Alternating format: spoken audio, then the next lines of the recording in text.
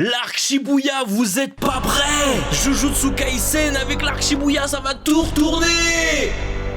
Vous l'avez entendu vous aussi cette phrase, non? En 2017, dans le Jump Giga, on a Jujutsu Kaisen 0. Et c'est par la suite, en 2018, que nous avons le manga Jujutsu Kaisen tel qu'on le connaît, qui apparaît dans le Weekly Shonen Jump et qui n'est toujours pas terminé à l'heure actuelle. Beaucoup d'entre nous, moi le premier, ont suivi l'œuvre animée, qui est sortie en octobre 2020 et qui a été animée par Mappa. Merci pour les travaux, merci Mappa, putain non. Vinland Saga, non, je suis trop encore dans Vinland Saga, désolé. L'œuvre a fait l'unanimité. En vrai de vrai, tout le monde a été assez content de Jujutsu Kaisen. Au début, comparé avec Naruto, cette Team 7 comme on avait l'impression avec Nobara, Megumi et Itadori, et évidemment Gojo qui avait un style très similaire à Kakashi. Malgré ça, beaucoup d'entre nous ont réussi à passer au-dessus. Itadori qui maîtrise ses pouvoirs, l'entraînement de Gojo, les références au film, le duo avec Todo. Putain, la bonne époque. Mais ça... c'était la saison 1. Je suis arrivé sur le stream d'un pote, Shiroboy, et voici ce qu'il a dit.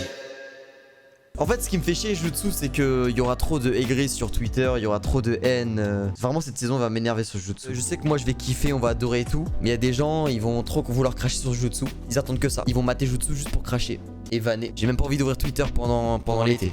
Je suis assez d'accord avec lui. Le problème étant que la plupart d'entre nous, on n'arrive pas à se contenir. On n'arrive pas, comme on dit, à doser. Quand on voit un poulet sans nom et qu'on arrive à avoir quelque chose de nos yeux qui nous excite, j'ai pas envie de dire qu'on est en train de bander, mais tu vois ce que je veux dire. On a envie de s'exprimer, on a envie d'en parler et qu'un maximum de gens soient au courant qu'on a kiffé. Pourquoi? Parce que ça nous fait kiffer de savoir que les gens ont kiffé. C'est bizarre dit comme ça, mais au final c'est le cas. Beaucoup d'entre nous n'ont pas réussi à attendre la suite de Jujutsu Kaisen en animé. Et c'est totalement compréhensible parce que cette saison 1 nous a laissé sur notre faim et nous a donné envie de lire le manga. En même temps, un animé est le produit dérivé d'un manga. Son but, c'est de faire vendre. Et la suite de l'animé présente l'arc Shibuya. Je ne vous spoilerai pas sur cet arc étant donné que je ne sais pas ce qu'il se passe dedans, mais au vu des nombreux tweets qu'on a déjà eus, ce serait l'un des meilleurs arcs de Jujutsu Kaisen. Il n'existe pas un arc aussi complet que Shibuya dans le shonen game. Shibuya, vous avez pas menti, c'est l'arc de la décennie. En attendant la saison 2 de Jujutsu Kaisen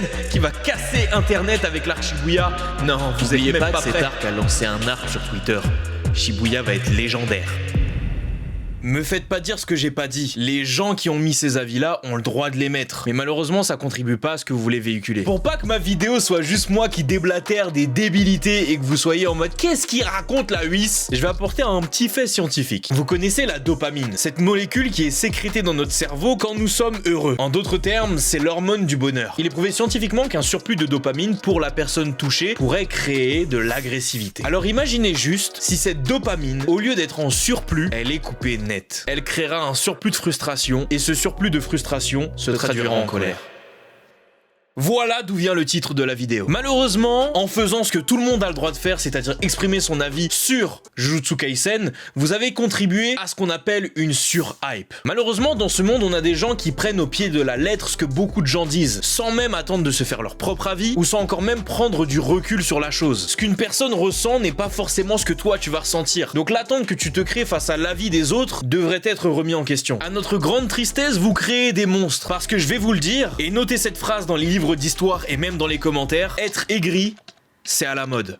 Être aigri, ça crée du buzz. Être aigri, ça crée de la fédération autour de soi. Pas avec tout le monde, mais pour beaucoup de gens. Il vous suffit juste de regarder les tweets avec le plus de statistiques. La majorité de ces derniers seront des tweets méchants, accusateurs, juges. Ce n'est pas pour rien. Le problème avec l'arc Shibuya, c'est pas tant qu'il ne sera peut-être pas bien. Moi, personnellement, je suis du côté de ceux qui disent que si il y a énormément de gens qui parlent de quelque chose en bien, ce n'est pas pour rien. Le problème étant que dans un monde où c'est la mode d'être aigri, où c'est aussi la mode d'être contre la masse et où les haters de Jujutsu Kaisen attendent juste un seul moment pour le descendre plus bas que terre, la hype que Twitter a créée autour de cet arc ne lui fera pas du bien. Et ça ne fera effectivement pas du bien aux vrais fans de Jujutsu Kaisen. Conseil d'amis, coupez Twitter à ce moment-là. Lors de la sortie de Jujutsu Kaisen, je vous conseille vraiment de ne pas aller sur les réseaux parce que vous pouvez être sûr et convaincu que vous trouverez 2, 3, 4, 5 tweets de personnes disant « Hey, Jujutsu Kaisen, l'arc Shibuya, c'est pas si ouf, hein. Oh les maxeurs, faut jamais vous écouter. Écoutez-vous. Et la réalité, c'est qu'il n'y a aucun fautif dans l'histoire. Les gens qui en parlent sur les réseaux en parlent à leur échelle. Le problème, c'est Twitter. Parce que le problème de Twitter, c'est que tu peux avoir 2 followers et d'un coup faire 4000 retweets. Tu peux passer de nobody à quelqu'un qui a une voix. Et c'est là où est le problème. Parce que avoir une voix relayée par plusieurs personnes va donner du poids à cette voix. Et cette voix va créer des haters. Si je peux me permettre de vous donner un conseil, quand vous voyez ce genre de tweet, basez-vous sur votre propre avis. Attendez vraiment le moment fatidique. N'ayez pas trop d'attentes. Et surtout, essayez de porter un jugement à la hauteur de l'œuvre. Car le problème aussi de se sur-hyper, c'est qu'on oublie le contexte d'une œuvre. Vous allez peut-être vous faire des scénarios dans votre tête qui n'arriveront jamais parce qu'ils ne sont pas